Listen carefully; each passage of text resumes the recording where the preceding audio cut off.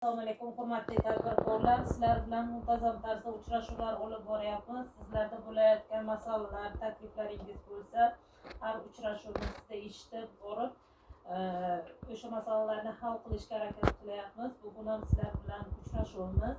Kimda qanaqa masala, taklif, muammosi bo'lsa, bemalol murojaat qilishlaringiz mumkin. Kimda bo'lsa, marhamat, keling.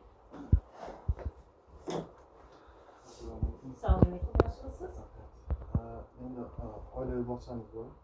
Shu oilaviy bog'chani ochganimizga ancha bo'ldi. Shuni rivojlantirish uchun kredit kerak edi. Shu 70-80 million atrofida. O'sha nimalarni hisoblab chiqib, atrofida kredit kerak edi. O'sha uchun shunga murojaat qilyapman. Qaysi oilaviy bog'cha? Ergashiv va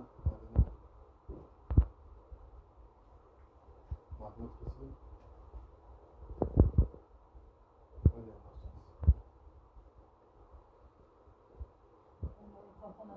Bu an'analarni siz nima maqsadda ishlatasiz? Jihozlaysizmi? Jihozlayman, lekin yangilayman. Yangilaysiz.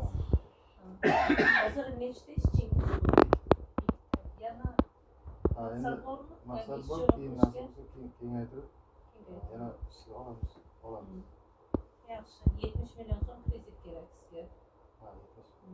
Sizlarda kredit ajratish imkoniyatiga egamiz. Buning uchun 312-sonli qarorga asosan mana shunaqa sizga o'xshagan tadbirkorlarga kreditlarni ajratyapmiz 100 million so'mgacha.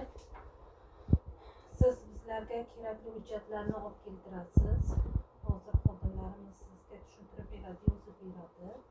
Tez orada sizga 70 million so'm 22% dan kredit ajratishni